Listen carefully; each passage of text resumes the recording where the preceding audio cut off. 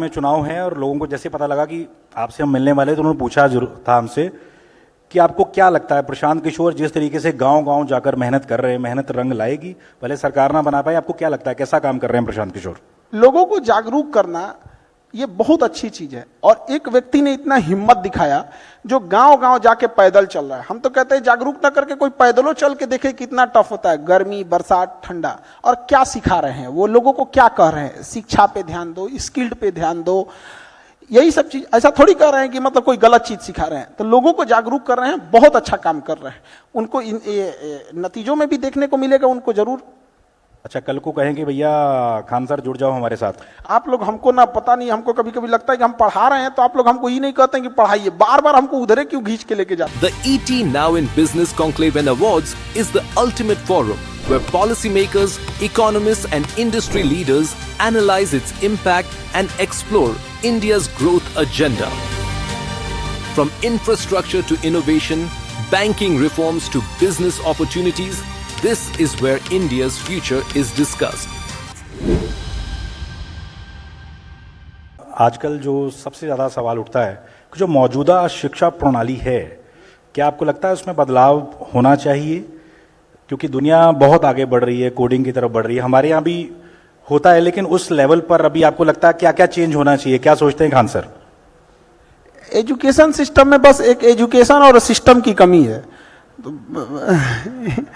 Education, एक बात बताइए, हमको ये नहीं समझ में आता है, हम लोग बच्चों के सामने एक बड़ा अच्छा सा भाषण दे देते हैं कि शिक्षा का उद्देश्य होता है एक अच्छा इंसान बनना। वो माँ बाप बना देते हैं अच्छा इंसान, वो अच्छे माँ बाप रहेंगे, अच्छा परिवार रहेगा, सराउंडिंग ठीक रहेगी, हो जाएगा वहां पे। क्या उसको भाषण दे रहे हैं? उससे जिंदगी का एक बहुमूल्य समय खींच लिए, आप उसको इंडिपेंडेंट नहीं बना पाए। एक 4 साल अभी के टाइम पे ग्रेजुएशन, 2 साल पीजी, वो इस ग्रेजुएशन और पीजी के दम पर कुछ ही ऐसे ग्रेजुएट डिग्री हैं जैसे बीटेक हो गया, एमबीबीएस हो गया, आप इक्विवेलेंट करते हैं कॉलेज ग्रेजुएशन वाले से। उस 6 साल का टाइम उससे लेते हैं। उस 6 साल के बीच में वो जब कंप्लीट करके आता है तो वो समाज में कुछ नहीं कर पाता है, वो फ्रस्ट्रेशन होने लगता है। उस 6 साल के बीच में उसे कितना हम स्किल्ड सिखा सकते थे। हर साल अगर 2 स्किल्ड भी सिखाते, 6 महीना बहुत होता है स्किल्ड के लिए, 6 अगर स्किल्ड सिखाते, आज हम लोग किसको, चाइना को ओवरटेक कर रहे होते। आज हमारे पास स्किल्ड की इतनी कमी है जिसका कोई हद नहीं।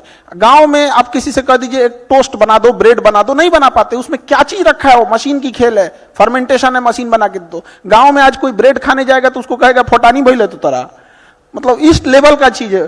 तो हम लोग को स्किल जरूरी पड़ा। इंडिया एक ऐसा जगह है, एजुकेशन हम लोग का मेंटल लेवल को अपलिफ्ट करता है, लेकिन परिवार भी तो है, बूढ़े माँ बाप हैं, उनका इलाज भी कराना है, अपना पेट भी भरना है, सोशल रिस्पॉन्सिबिलिटी भी होती है। तो स्किल्ड हमें तुरंत पैसे दे सकता है, एजुकेशन उस चीज को अपलिफ्ट करने में हेल्प करता है। भाई पहले हम खड़े होंगे तब तो दौड़ेंगे, एजुकेशन है तो तुम दौड़ उसको यार, तू उतार देगा हाथ पैर उसका। तो ये चीज होना चाहिए। किस लेवल पे हमारे यहाँ गरीबी है? आज हम लोग ताज होटल में बैठ के ये डिसाइड कर रहे हैं कि सरकारी स्कूल में एजुकेशन कैसे अच्छा होगा। ये वैसा ही है जैसे फ्लाइट के बिजनेस क्लास में बैठ के आप डिसाइड कीजिए कि ट्रेन की जनरल डिब्बा कैसे ठीक होगा। कि आप सरकारी स्कूल से पढ़ के आए हैं, आप कई बार कहते हैं वहां जाके ये देखना पड़ता है कि भैया ऊपर से कुछ ना गिर जाए। बिहार सरकारी स्कूल में गेट बंद हो या ना हो, हम लोग की एंट्री हो जाती है, एग्जिट हो जाते हैं, 50 रास्ते खुले होते हैं, किधर से कूद के भागना है हम लोग को पता होता है। या मेरा छोटा सा फूट गया यहाँ पे ना, हम लोग स्कूल में पढ़ते थे तो ऊपर से एक टूट के गिर गया था।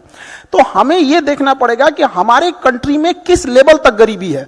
आप देखिए कि अगर गांव में कोई इंसान फल खरीद के ले जा रहा है ना, इट मीन्स या तो उसके घर कोई पूजा होगा या तो कोई बीमार पड़ा होगा, वो खाने के लिए नहीं ले जा रहा है, ये गरीबी है। और वहां हम लोग उसको कहेंगे एंटरप्रेन्योर बनो, अपनी कंपनी खड़ा करो, वो परिवार नहीं खड़ा कर पा रहा है, कंपनी खड़ा करेगा।